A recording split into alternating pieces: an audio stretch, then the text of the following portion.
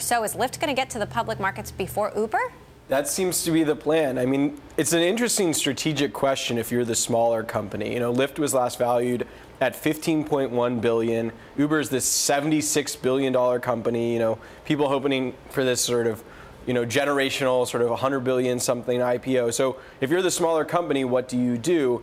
And what we're reporting is that their strategic choice seems to be, let's get out ahead of Uber. Why does that strategy to them make sense? Well, it means that you probably have more options with bankers. Like, there's this risk that if Uber does this huge IPO, even if you're not the lead bank or the second bank, you might still work with Uber and therefore be conflicted out of working with Lyft later.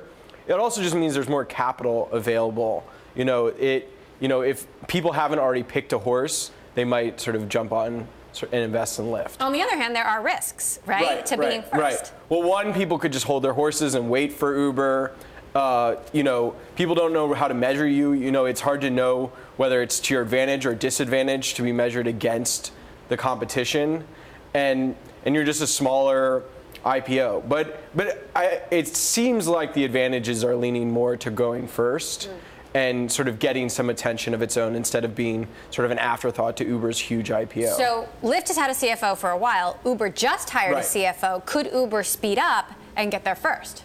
That would be a big surprise. I think even sort of late 2019 is going to be a lot of work for Uber. I mean, when we spoke with their CFO, former Merrill Lynch banker, Nelson Chai, he wasn't even willing to commit to that timing until he looked at the books. Now, I spoke with Dara Khosrowshahi, the CEO, later, who was like, we're still on track. You know, I like being public, blah, blah, blah. But, you know, that's going to take it's a heavy lift, I guess, to get the late 2019 IPO for Uber. And like you said, Lyft has had a CFO, and I think has had a lot of its key executives in place. So let's compare the balance sheets and what we know. I mean, you've reported detailed numbers on Uber's financials.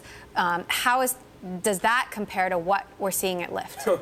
Well, I'm almost scared because we know so much more about Uber's financials because they've been disclosing them quarterly. So we get a very good sense of their billions of dollars of losses, but they've been pretty transparent about it. Lyft is more like your standard sort of private unicorn and is happily keeping its numbers private. So it's been a while since we've got an update. Obviously, they've kept raising money, so they have plenty of cash, but we don't know exactly how much cash on hand or I think what like second quarter financials were. Right, or whether they're losing at the scale that Uber is losing at. I mean, certainly they don't have as much coming in, but, you know, in terms of... Yeah, I mean, historically relative to revenue, you know, their losses have been pretty big, even compared to Uber. But again, we don't know where things are at the moment. And the U.S. should be sort of a more profitable market than, you know, if you're investing all over the world as Uber is. You know, Uber's competing in India with Ola. Like,